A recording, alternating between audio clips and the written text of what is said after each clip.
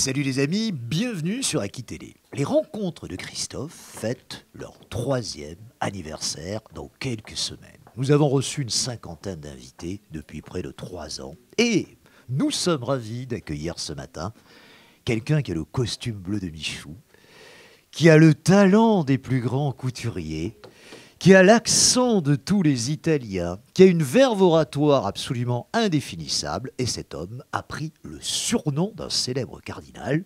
Bonjour, monsieur Mazarin. Bonjour. Mazzarini. On m'appelait à Paris Mazzarina.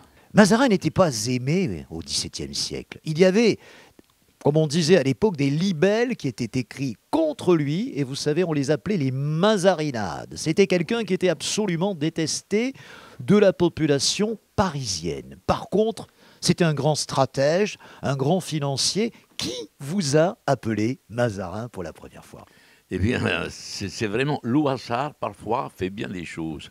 J'étais à Place des Vosges, encore comme apprenti, si on veut, dans une grande maison de couture. Et j'ai voulu m'installer à mon compte, près de la Place des Vosges, justement pas loin de Victor Hugo. Et en allant un soir dans un club privé, il y avait pas mal, je me souviens très bien encore de Francis Blanche qui sortait de là-dedans. Il y avait Claude de Vega, il y avait pas mal de comédiens, c'était un club on passait des films, on racontait des histoires, il y avait des dessinateurs qui venaient et qui faisaient des dessins, donc des personnes qui s'y présentaient. Et je fais connaissance avec un garçon beaucoup plus âgé que moi, avec les cheveux longs. Et alors, nous avons fait connaissance, on se serrait la main, et puis il m'a parlé de lui, que j'étais un philosophe. Je lui dis que je suis couturier, et c'est là, je lui posé une simple question: aurez-vous un nom à me donner pour ouvrir un magasin près de la Place des Vosges? Mais il me dit: mais mon cher ami, vous allez vous appeler Mazarin. C'était un homme qui aimait la simplicité. France. Voilà. En toute simplicité. Et c'est parti comme ça. Alors dites-moi. Mais je pense que je fais quand même une erreur. Oui. Une erreur parce que Mazarin, c'est un nom que tout le monde peut emprunter. J'aurais dû mettre mon nom personnel, Giuseppe Fragomeni. C'est ça. Aujourd'hui, je pouvais vendre ma griffe. Malheureusement, je suis resté qu'un simple Mazarin. Vous ne pouvez pas utiliser le pseudo de Mazarin pour faire de la mode, parce que le pseudo, le véritablement a déjà été utilisé. Voilà. C'est le moins qu'on puisse dire. Alors, votre véritable nom, Giuseppe Fragomeni, vous êtes calabré, vous êtes du sud de l'Italie, vous arrivez un petit peu... Vous êtes un sanguenille, un terroni, comme on dit en Italie, quand vous arrivez à Paris. Excusez-moi, est-ce que j'exagère un petit peu? Pas du tout, pas du tout. J'étais plutôt, quand j'étais le garçon de Rouge, j'étais un Gavroche, au fait de Calabrais. Vous êtes communiste à l'époque? Je n'ai jamais fait de la politique. Oui. Je n'ai jamais pensé. Vous savez, on est révolutionnaire, surtout quand on est gamin, quand on est jeune. Et surtout quand on n'a rien. Voilà, et surtout quand on n'a rien, évidemment. Mais j'avais rien, mais j'étais très heureux. Vous savez qu'aujourd'hui, les gens, ils sont tout ce qu'il faut, mais ils sont malheureux. Je ne sais pas pourquoi. Moi, je n'avais rien. Une pomme, ça me suffisait. Un sandwich avec une tomate dedans, un peu de sel. Et c'était ça pour Mais vous n'aviez jamais travaillé dans la couture quand vous arrivez à Paris? Non, un tout petit peu peut-être? j'ai eu une enfance vraiment pas difficile, il ne faut pas dire. Parce que identique à celle de tous les Italiens pauvres du Sud. Voilà. Il faut dire que l'Italie du Sud, à l'époque, c'était 98% de catholiques. C'est pourquoi on m'appelait Giuseppe Joseph. Et ma mère, c'était Maria. Mon père, c'était Angelo. Donc, c'était le nom des saints, vous voyez. Bien sûr. Et je suis né dans un petit village, mais au bord de la mer, vous voyez. Et je passais donc mon enfance, c'est à partir de 19 ans qu'il fallait partir au service militaire, mais j'étais toujours un peu révolutionnaire. Au lieu de m'arrêter de le nord d'Italie, j'ai pris l'eau directe jusqu'à Paris. D'accord. Et donc j'étais déserteur. Vous n'êtes donc pas passé par Milan? Non, pas du tout. Capitale de la Lombardie et la capitale économique de l'Italie. Quand j'étais gamin, non, je m'enfermais même dans les toilettes parce que je n'avais pas de billets. Donc, j'étais vraiment, je n'avais pas de sous. Vous arrivez à Paris en quelle année? Vous vous en souvenez? Je suis arrivé à Paris en 57. C'est quoi ce Paris de 1957? Edith Piaf, elle est encore en vie, hein, dans le quartier de Belleville, hein, c'est ça? Mais bien sûr, j'étais à son enterrement, Edith Piaf, Joséphine Becker. Ouais. Ah, ben oui, j'étais la voir descendre comment ça s'appelle, au Casino de Paris. Ouais. C'était vraiment une belle époque que je faisais partie du Tout Paris. Surtout, j'allais voir... Commençons par le commencement, parce qu'avant de faire partie du Tout Paris, il a bien fallu que vous commenciez très bas, commencez dans un petit atelier Place des Vosges, et entre le moment où vous commencez Place des Vosges, en quelle année? Parce que vous arrivez à Paris en 57, mais Place des Vosges, c'est plus tard. Mais attention, en arrivant en 57, je n'avais pas de travail. Il fallait rentrer en Italie. Le commerce, vous l'ouvrez en quelle année exactement? Le commerce, je l'ai ouvert en 70, exactement. Mais avant, j'étais ouvrier sur chaîne. J'ai travaillé, vous voyez, chez Philips à la lampe. Et c'est un tailleur de Rambouillet. Oui. Le soir, il me prenait pour faire des retouches. Oui. Et en me voyant énergie comme ça, il me dit, tu ne peux pas rester à l'usine. Hein. Ouais. D'ailleurs, j'étais à l'usine sur chaîne, mais le chef de chaîne, c'était un footballeur. Et je lui ai dit, j'ai joué au foot. Ah ben je t'engage dans mon équipe. Il m'a engagé au foot, j'ai marqué des buts et à partir de ce jour-là, je suis revenu chef de chaîne. Voilà. Je connaissais rien, mais j'étais chef. Hein, voilà. Du football à créateur, il n'y a qu'un pas. C'est comme dans les jours. Tous les footballeurs qui vont nous entendre, c'est comme aujourd'hui. Faire comme lui. On est Premier ministre, on ne sait pas pourquoi, on fait rien, mais on est ministre. Oh, quand même, si. J'exagère. Dites-moi, Giuseppe, donc vous avez habillé toutes les plus grandes stars de ces années 70, 80. On ne va pas toutes les citer, mais quels sont ceux qui vous ont le plus marqué? Oh, j'ai bien aimé Philippe Noiret, Les Ripoux. Oui. Oh, c'était formidable. C'était un homme authentique, tel qu'il l'était devant la caméra. Est-ce que je peux vous raconter une anecdote? J'espère bien, c'est pour ça qu'on vous a invité. Un jour, Philippe Noiret, il vient au magasin, je lui fais un pantalon. Oui. Alors, il se regarde devant la glace et il me dit... Mais... Parlez bien dans le micro, Giuseppe. Ah oui, oui. Alors, il me dit, mais ce pantalon...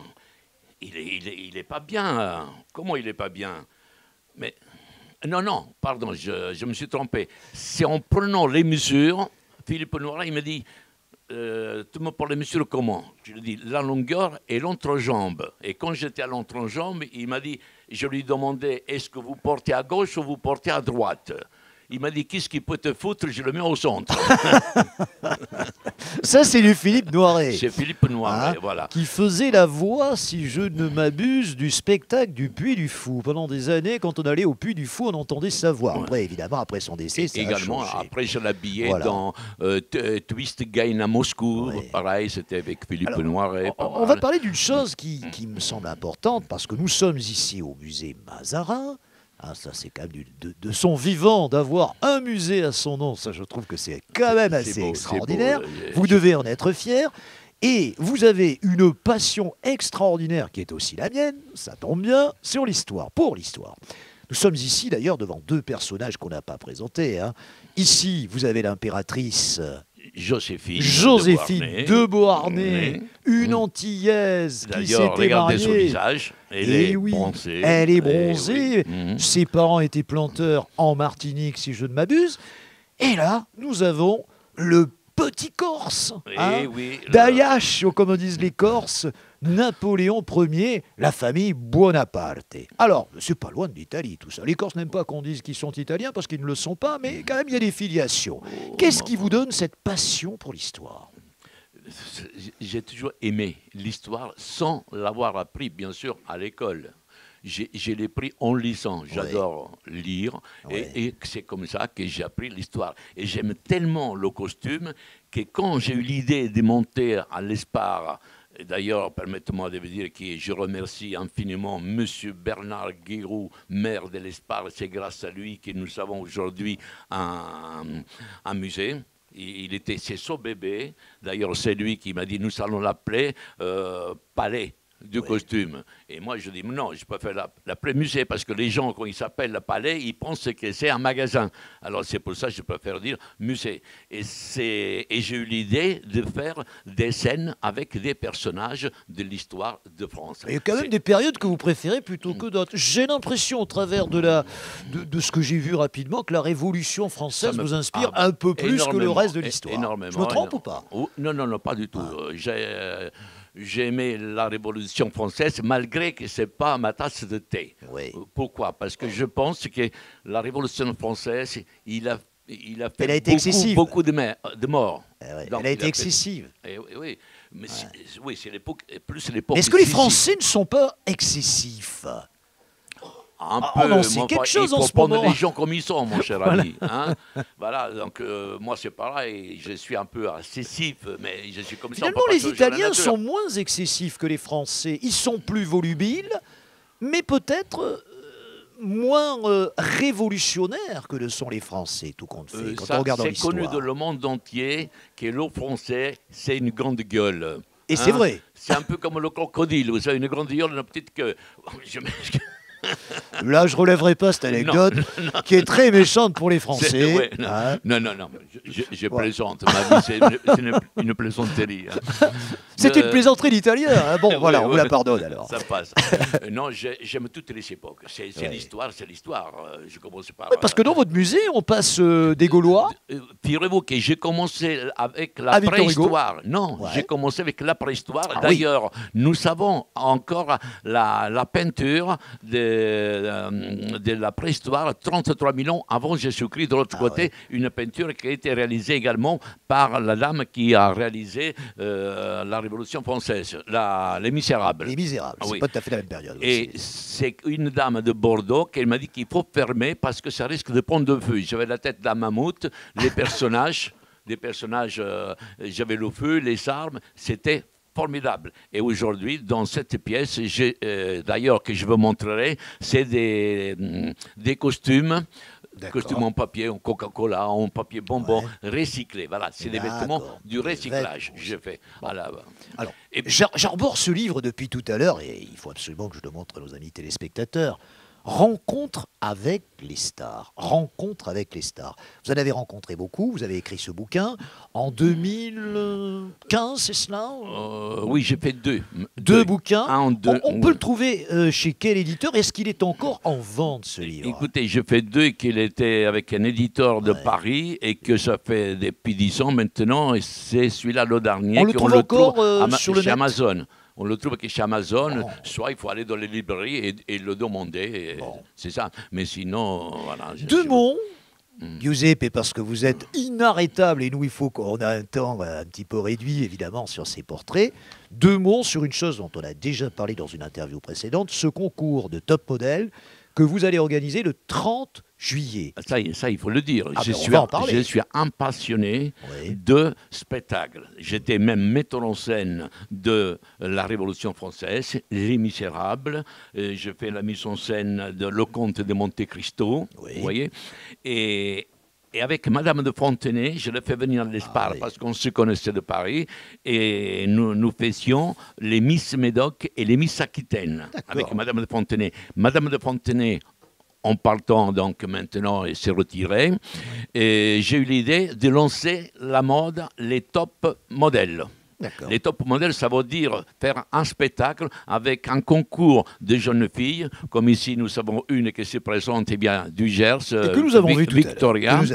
Et donc il y a 14 jeunes filles et je lui donne à tout le monde un diplôme. Un diplôme et qui peuvent se présenter après comme mannequins dans les agences, agences de mannequins pour être top modèle de chapeau, de boucles d'oreilles, de visages, voilà. Et je pense que vous avez gardé un réseau sur Paris dans ce domaine, dans le domaine de la couture, dans le domaine de la mode ou pas du tout? Tout ça se passe ici dans le Médoc. C'est pourquoi le 30 juillet à l'Espar, c'est un dimanche, j'organise les top modèle. Et ça se passera où? Ça se passe à la salle à François Mitterrand, place Gambetta.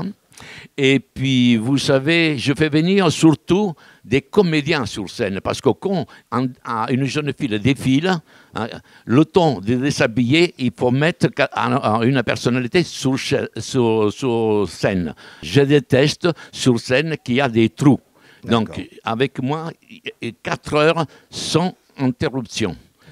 Donc, alors, vous savez, un ténor italien, il y a une chanteuse portugaise, il y a un chanteur du Médoc, il y a une voix. Et toujours une star. Hein. L'année dernière, c'était Dahan, je crois, qui était venu. Dahan. Et cette année, nous avons Jacques Brel. Mais vraiment, si vous voyez sa photo, c'est Jacques Brel. Voilà. Mais c'est le souci. Sosie vocal et physique. Vocal, physique, les dents, tout. C'est Jacques Brel en photo. D'ailleurs, vous l'avez là en photo. C'est vraiment Jacques Brel qui va venir nous faire comme invité d'honneur. Parler du plat pays qui est le sien. Voilà. C'est ça. Et qui est aussi un peu celui du Médoc, hein, parce que finalement, le Médoc, vous vous y êtes installé. Et quand je regarde votre passé, je me dis que c'est un endroit bien calme pour vous. C'est un écrin qui ne correspond pas à votre talent, à votre exubérance. Le Médoc, c'est tout sauf l'exubérance. Oui, pour vous dire la vérité, j'étais invité de le monde entier à Los Angeles, un peu partout. Mais je vous vois davantage à Los Angeles que dans le Médoc, moi. Et oui, malheureusement, j'étais à Cannes. Et un jour, ils m'ont dit, viens à la plage. Je suis allé à la plage et il y avait un plagiste. Il m'a mis au 4e rang. C'est-à-dire que j'étais allongé, je ne voyais pas la mer. Je voyais que les culs qui se levaient, qui se baissaient, qui se levaient, qui se baissaient. Je me suis dit, c'est ça, la retraite et les vacances. Ah non, je préfère un coin sauvage. Et j'ai choisi le Médoc. Quand je suis arrivé, et en voyant vraiment l'Atlantique, des plages immenses, des dunes, pas une HLM, pas une maison à 3 étages, je me suis dit, c'est ce qu'il me faut. Donc, quelle est votre plage préférée dans le Médoc? Montreville Sud. Ça ne m'étonne pas. On montre ses fesses là-bas, non, je crois. Et on appelle ça les culs nus. Voilà. C'est les Allemands qui avaient lancé le naturisme dans les années 50 dans cette région, me semble-t-il. Oui, d'ailleurs, il y a toujours son buste qui est sur la place. Oui, c'était pas trop connu, mais aujourd'hui, Montalivet, c'est vraiment, il y a des milliers de touristes. Il y avait une discothèque qui s'appelait le Santa Fe, où on venait traîner nos gâtres quand on était adolescent. Je ne sais pas si ça existe toujours. Je ne sais pas, j'étais pas là. C'est fini. Hein. C'était le rendez-vous de la nuit médocale et bordelaise, parce qu'on venait de très loin pour aller au Santa Fe. Je m'en souviens très bien. Non, moi je peux parler Christian des boîtes qui est derrière, là-bas, il dit que ça n'existe plus. Il y a que Christian qui peut parler des boîtes. Cet homme de la nuit qui a été Christian, qui a arpenté toutes les discothèques de France et de Navarre, me confirme que le Santa Fe, ce n'est plus d'actualité. C'est une des dernières vedettes que je viens de rencontrer, c'est Christian, qui est là. Je me vis un garçon si attachant. Écoute, il est grand. Mais écoutez, si on est là ce matin, c'est grâce à Christian Jaguar. Alors n'oublions jamais que si nous sommes l'un face à l'autre, c'est bien grâce à lui. Donc on va le remercier une ultime fois. Écoutez, je vais vous saluer. Nous avons passé un moment délicieux avec vous. Je le voyais tel quel. Je vous imaginais tel que vous êtes. Des fois, on peut être déçu par une rencontre. Je ne suis pas déçu par la vôtre. Et je vais vous souhaiter plein de choses. D'abord, que ce musée s'agrandisse, que vous ayez plein de visites, que votre soirée, spectacle du 30 juillet, ça se passe en soirée, j'imagine? Non, c'est l'après-midi, c'est toujours complet. Alors, que ça rencontre le meilleur succès. Et j'ai envie de vous poser une dernière question. Quel regard vous portez sur notre société aujourd'hui, vous qui avez 86 ans et qui avez connu tellement de choses? Là, vous me dirigez vers une politique que je ne voudrais pas sans faire de politique sans pour faire autant. De politique. Internet, les jeunes... Je suis un peu écœuré de notre jeunesse qui sont tout pour être heureux et ils se sentent malheureux. Ils font des bêtises que moi, autant, j'étais aussi un petit voyou, mais jamais j'embêtais les autres. Moi, voyou, c'est aller voler quelques pommes, aller se baigner avec des copains à la plage, se battre sur la plage avec des bouts de bois, c'était ça. Or qu'ici, faire des rodéos en moto, mettre en péril la vie des autres, c'est inadmissible et je n'arrive pas à comprendre comment les parents ils réagissent pas à ce genre de choses. Voilà, je ne peux pas me faire à cette mentalité moderne. Je suis resté un peu 1900. romantique. Vous Voilà, avez mon connu cher Jacques ami. Chirac aussi, une dernière chance. Hein. Ah oui, Bien connu même. J'ai bien connu dans les années 70. Il m'envoyait souvent des vœux. Il m'embêtait à l'Élysée quand c'était des soirées culturelles. C'était le grand et le petit. Ah, Parce qu'il était immense, il mesurait 1m92, à la je poitrine. crois. Ouais, c'est ça. Ah, c'était un grand homme, un grand monsieur, malgré ce qu'on peut dire en politique, mais c'était un copain, un être humain extraordinaire. Toujours rigolo, toujours en train de blaguer. C'était sa vie de copain, le Chirac, ça je peux le dire vraiment. Et voilà, en tout cas, je tiens à remercier infiniment Aki Télé parce que vous êtes un intervieweur extraordinaire. Vous avez un talent vraiment qu'on j'aurais du mal à vous oublier tellement qu'il est ouvert. Que puis-je rajouter? Vous savez, je dis, le caméraman là, je dis une chose, je ne prépare aucune interview, je le dis. Je m'adapte aux gens et je sens les gens. Et avec vous, c'est vraiment pas difficile parce qu'effectivement, vous suggérez les questions. Et voilà, je n'ai rien à dire de plus. En tout cas, nous étions à l'ESPAR. C'était une nouvelle édition des Rencontres de Christophe. Il y en a d'autres. Alors, on a quand même une petite pensée pour quelqu'un que nous allons honorer très prochainement, sans vous donner la date précise. C'est Pierrot Stupar. On va changer complètement de registre. C'est quelqu'un qui a gagné la Coupe Gambardella en 1976, qui a été un grand entraîneur de foot, qui était une personnalité extraordinaire et que nous allons honorer très prochainement parce qu'il est décédé. Et là, on va revenir un peu à mes premières amours, qui restent le football. Je sais que vous aimez le calcio, vous aussi. Quelle est votre équipe favorite en Italie? La Juve. J'aimais la Juve, évidemment. l'Inter de Milan, mais malheureusement aujourd'hui tout il y a une demi-finale extraordinaire de Ligue des Champions entre les deux clubs de Milan, vous le savez, le Milan AC et l'Inter de Milan. Je ne suis plus, vous savez, le foot autrefois, oui, qu'on savait il y avait des champions. C'est le retour du foot italien au premier plan. L'époque de Del Piero, oui. il touchait le ballon, le but il rentrait, c'était extraordinaire. Écoutez, c'est le retour du foot italien, parce qu'il y a 5 clubs italiens qui sont qualifiés au stade des demi-finales. Et on sait très bien que le foot en Italie, c'est une véritable religion. Il y a 2 religions, hein, il y a Dieu et il y a le Dieu du football et le foot. Les amis, salut, nous étions à l'ESPAR, les rencontres de Christophe avec Mazzarini. Ciao bello, ciao, grazie mille.